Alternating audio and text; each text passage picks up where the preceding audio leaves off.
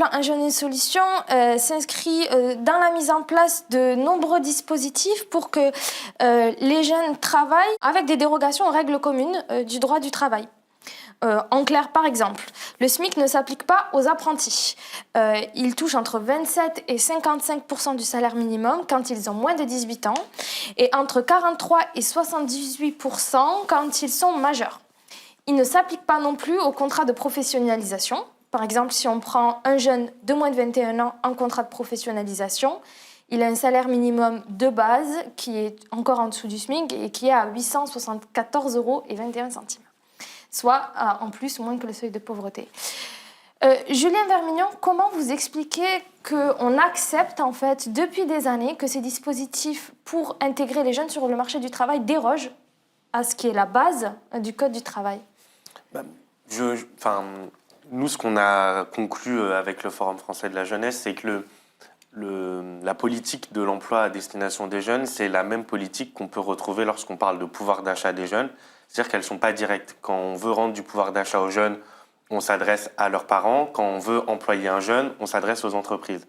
Et donc, sans doute, il aurait fallu allier les deux et peut-être pas forcément tout reprendre aux entreprises pour les donner aux jeunes, mais au moins essayer d'aller dans les deux sens en même temps et rendre attractif l'emploi des jeunes sans pour autant faire en sorte qu'il y ait des jeunes qui travaillent et qui gagnent moins que le seuil de pauvreté. Et donc, il faut aujourd'hui prendre en considération le jeune dans les politiques de jeunesse. Alors ça paraît totalement logique de le dire, pourtant ce n'est pas encore le cas aujourd'hui.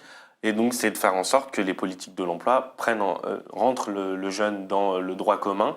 Et nous, quand on parle par exemple de l'ouverture au RSA pour les moins de 25 ans, ce n'est pas juste une lubie où on est fanatique du RSA et qu'on va absolument le toucher. C'est juste qu'aujourd'hui, un jeune entre 18 et 25 ans n'est pas considéré comme un citoyen à part entière. Et donc de pouvoir le faire entrer dans ce droit commun. Et ça devrait être la même chose sur le droit du travail et de faire en sorte que ce qui rendait l'exception pour le jeune lui permette d'être totalement la norme et qu'il puisse accéder au même niveau de revenus que des personnes qui auraient plus de 25 ans ou plus de 30 ans.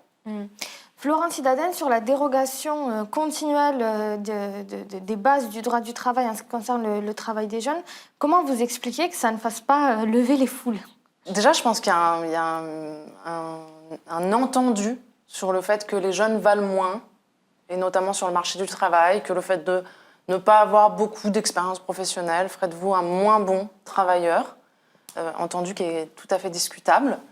Puis c'est ce que vous disiez, ça s'inscrit aussi dans des années et des années de politiques spécifiques qui traitent les jeunes comme une population tantôt à réparer, tantôt à insérer, mais en fait, il y a quand même cette idée que le problème des jeunes est un problème différent de celui du reste de la population.